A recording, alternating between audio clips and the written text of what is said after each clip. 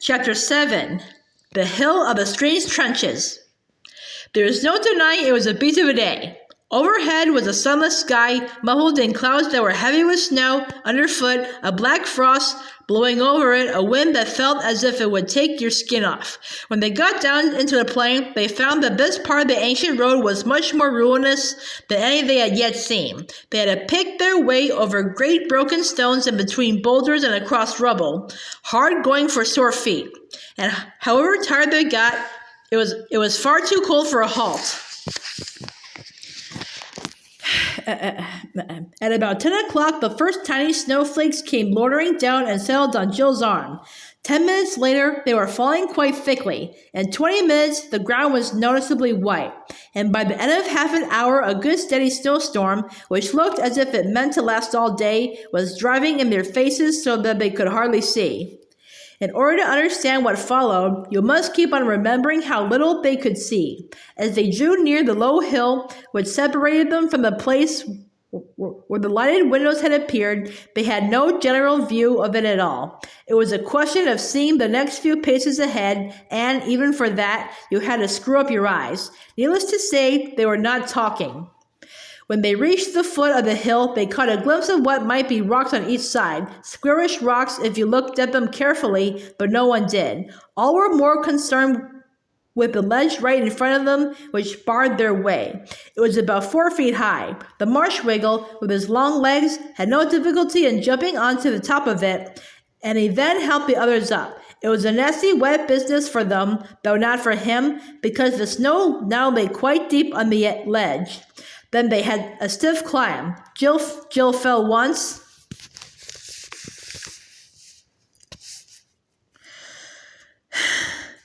Up very rough ground for about 100 yards and came to a second ledge. There were 4 of these ledges altogether at quite irregular intervals. As they struggled onto the 4th ledge, there was no mistaking the fact that they were now at the top of the flat hill.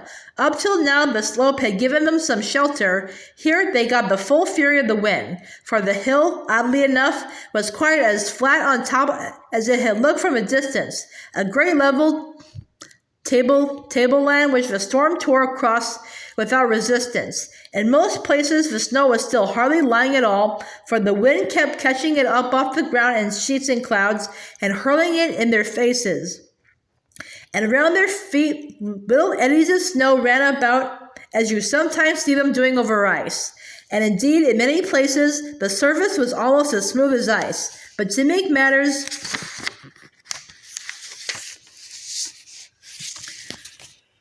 worse, it was crossed and crisscrossed with curious banks or dikes, which sometimes divided it up into squares and oblongs. All these, of course, had to be climbed. They varied from 2 to 5 feet in height and were about a couple of yards thick. On the north side of each bank, the snow already lay in deep drifts, and after each climb, you came down into the drift and got wet. Fighting her way forward with hood up and head down and numb hands inside her cloak, Jill had glimpses of other odd things on that horrible tableland, things on her right that looked vaguely like factory chimneys, and on her left, a huge cliff, straighter than any cliff ought to be. But she wasn't at all interested and didn't give them a thought. The only things she thought about were her cold hands and nose and chin and ears and hot baths and beds at Harfang. Suddenly she skidded, slipped about 5 feet, and found herself to her horror sliding down into a dark, narrow chasm which seemed that moment to have appeared in front of her. Half a second later, she had reached the bottom. She appeared to be in a kind of trench or groove, only about 3 feet wide, and though she was shaken by the fall, almost the first thing she noticed was the relief of being out of the wind, for the walls of the trench rose high above her. The next thing she noticed was, naturally, the anxious faces of Scrub and Puddle Glum looking down at her from the edge. "Are you hurt, Paul?" shouted Scrub. "Both legs broken, I shouldn't wonder," shouted Puddle Glum. Jill stood up and explained that she was all right, but they had to help her out. "What is it you've fallen into?" asked Scrub. "It's a kind of trench, or it might be a kind of sunken lane or something," said Jill. "It runs quite straight." Yes, by Jove, said Scrub, and it runs due north. I wonder, is it a sort of road? If it was, we'd be out of this infernal wind down there. Is there a lot of snow at the bottom? Hardly any. It all blows over the top, I suppose. What happens farther on? Half a sec, I'll go and see, said Jill. She got up and walked along the trench, but before she had gone far, it turned sharply to the right. She shouted this information back to the others. What's round the corner? Asked Scrub. Now it happened that Jill had the same feeling about twisty passages and dark places underground, or even nearly underground, that Scrub had about the edges of cliffs. She had no intention of going round that corner alone, especially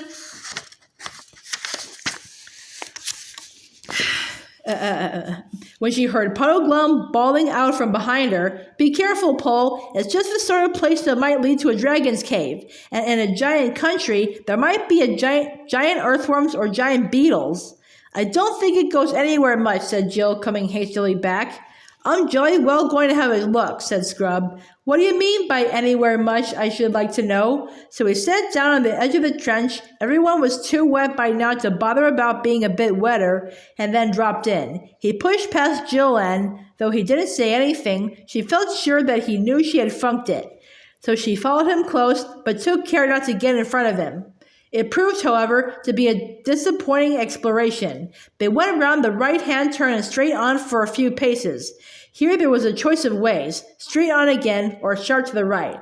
"That's no good," said Scrub, glancing down the right-hand turn. "That would be taking us back, south."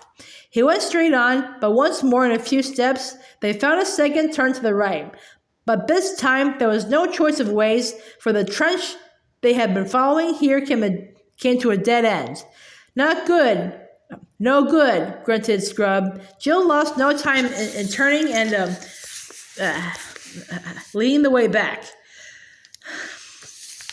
When they returned to the place where Jill had first fallen in, the marsh wiggle with his long arms had no difficulty in pulling them out. But it was dreadful to be out on top again. Down in those narrow slits of trenches, their ears had almost begun to thaw. They had been able to see clearly and breathe easily and hear each other speak without shouting. It was absolute misery to come back into the withering coldness, and it did seem hard when Puddleglum chose that moment for saying, "Are you still sure one of those signs, Pole? What's the one we ought to be after now?" "Oh, come on. Bother the sign," said Pole. "Something about someone mentioning Aslan's name, I think. But I'm jolly well not going to give a recitation here." As you see, she had got the order wrong. That was because she had given up saying the signs over every night. She still really knew them if she troubled to think, but she was no longer so pat in her lesson as to be sure of reeling them off in the right order at a moment's notice and without thinking. Puddleglum's question annoyed her because, deep down inside her, she was already annoyed with herself for not knowing the lion's lesson quite so well as she felt she ought to have known it. This annoyance, added to the misery of being very cold and tired, made her say, "Bother the signs." She didn't perhaps quite mean it. "Oh, that was next, was it?" said Puddleglum. "Now I wonder, are you right? Got 'em mixed? I shouldn't wonder. It seems to me, this hill, this flat place we're on, is worth stopping to have a look at. Have you noticed?" "Oh, Lord," said Scrub. "Is this a time for stopping to admire the view? For goodness sake, let's get on." "Oh, look," cried Jill and pointed. Everyone turned and everyone saw. Some way off to the north, and a good deal higher up than the tableland on which they stood, a line of lights had appeared. This time, even more obviously than when travelers had seen them the night before, they were windows, smaller windows that made one think deliciously of bedrooms, and larger windows that made one think of great halls with fires roaring on the hearth and hot soup or juicy sirloin smoking on the table. "Harfang!" exclaimed Scrub. "That's all very well," said Puddleglum, "but what I was saying was—" "Oh, shut up," said Jill crossly. "We haven't a moment to lose. Don't you remember what the lady said about their locking up so early?" We must get there in time. We must. We'll die if we're shut out on a night like this." Well, it isn't exactly a night, not yet, began Puddleglum, but the two children both said, "Come on," and began stumbling forward on the slippery tableland as quickly as their legs would carry them. The Marshwiggle followed them, still talking, but now that they were forcing their way into the wind again, they could not have heard him even if they had wanted to, and they didn't want. They were thinking of baths and beds and hot drinks, and the idea of coming to Harfang too late and being shut out was almost unbearable. In spite of their haste, it took them a long time to cross the flat top of that hill, and even when they had crossed it, there were still several ledges to climb down on the far side, but at last they reached the bottom and could see what Harfang was like. It stood on a high crag, and in spite of its many towers, was more a huge house than a castle. Obviously, the gentle giants feared no attack. There were windows in the outside wall quite close to the ground, a thing no one would have in a serious fortress. There were even odd little doors here and there, so that it would be quite easy to get in and out of the castle without going through the courtyard. This raised the spirits of Jill and Scrub. It made the whole place look more friendly and less forbidding. At first, the height and steepness of the crag frightened them, but presently they noticed that there was an easier way up on the left and that the road wound up toward it. It was a terrible climb after the journey they had already had, and Jill nearly gave up. Scrub and Puddleglum had to help her for the last 100 yards, but in the end, they stood before the castle gate. The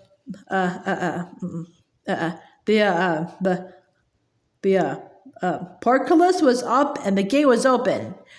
However tired you are, it takes some nerve to walk up to a giant's front door.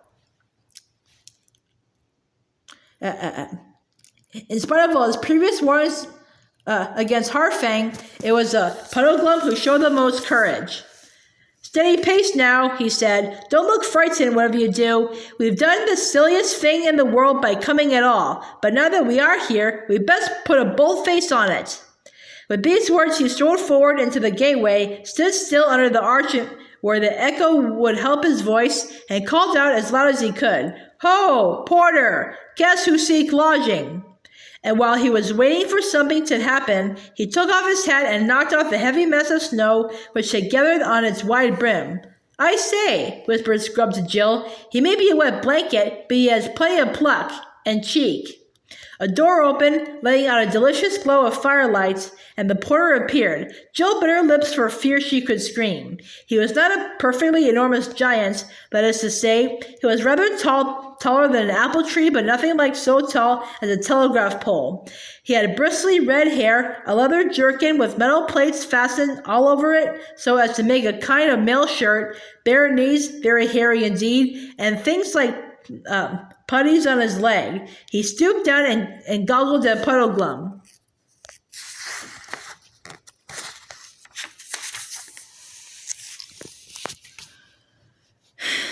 "And what sort of creature do you call yourself?" he said. Jill took her courage in both hands. "Please," she said, shouting up to the giants, "the lady of the green kirtle salutes the king of the gentle giants, and has sent us 2 7 children and this Marshwiggle, his name's Puddleglum, to your autumn feast. If it's quite convenient, of course," she added. "Ho, ho," said the porter. "That's quite a different story. Come in, little people, come in. You'd best come into the lodge while I'm sending word to His Majesty." He looked at the children with curiosity. "Blue faces," he said. "I didn't know they were that color. Don't care about it myself, but I dare say you look quite nice to one another. Beetles fancy other beetles, they do say." "Our faces are only blue with cold," said Jill. "We're not this color, really." "Then come in and get warm. Come in, little shrimps," said the porter. They followed him into the lodge, and though it was rather terrible to hear such a big door clang shut behind them, they forgot about it as soon as they saw the thing they had been longing for ever since supper time last night, a fire. And such a fire! It looked as if 4 or 5 whole trees were blazing on it, and it was so hot they couldn't go within yards of it.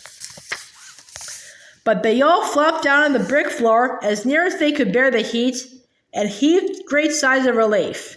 "Now, youngsters," said the porter to another giant who had been sitting in the back of the room, staring at the visitors till it looked as if his eyes would start out of his head, "run across with this message to the house." And he repeated what Jill had said to him. The younger giants, after a final stare and a great guffaw, left the room. "Now, Froggy," said the porter to Puddleglum, "you look as if you wanted some cheering up." He produced a black bottle very like Puddleglum's own, but about 20 times larger. Let me see," said the porter. "I can't give you a cup or you'll drown yourself. Let me see. This salt cellar will be just the thing. You needn't mention it over at the house. The silver will keep on getting over here, and it's not my fault." The salt cellar was not very like one of ours, being narrower and more upright, and made quite a good cup for Puddleglum when the giant set it down on the floor beside him. The children expected Puddleglum to refuse it, distrusting the gentle giants as he did.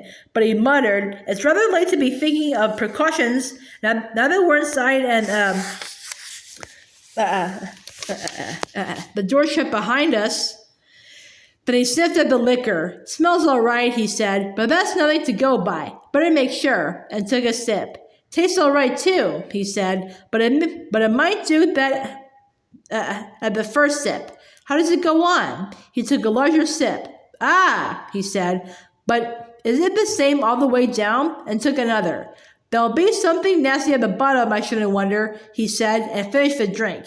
He licked his lips and remarked to the children, "This'll be a test, you see. If I curl up or burst or turn into a lizard or something, then you'll know not to take anything they offer you." But the giant, who was too far up to hear the things Puddleglum had been saying under his breath, roared with laughter and said, "Why, Froggy, you're a man. See him put it away." "Not a man. Marshwiggle," replied Puddleglum in a somewhat indistinct voice. "Not Frog either. Marshwiggle." At that moment, the door opened behind them, and the younger giant came in, saying, "They're to go to the throne room at once." The children stood up, but Puddleglum remained sitting and said, "Marshwiggle, Marshwiggle, very respectable Marshwiggle, respect-a-wiggle." "Show them the way, young'un," said the giant porter. You better carry Froggy. He's had a drop more than's good for him." "Nothing wrong with me," said Puddleglum. "Not a frog. Nothing frog with me. I'm a respect-a-biggle." But the young giant caught him up by the waist and signed to the children to follow. In this undignified way, they crossed the courtyard. Puddleglum, held in the giant's fist and vaguely kicking the air, did certainly look very like a frog. But they had little time to notice this, for they soon entered the great doorway of the main castle, both their hearts beating faster than usual, and, after pattering along several quarters at a trot to keep up with the giant's paces,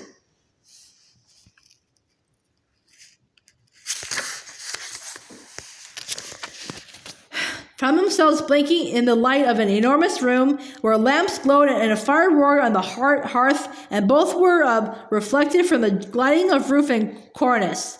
More giants than they could count stood on their left and right, all in magnificent robes, and on two thrones at the far end sat two huge shapes that appeared to be the king and queen.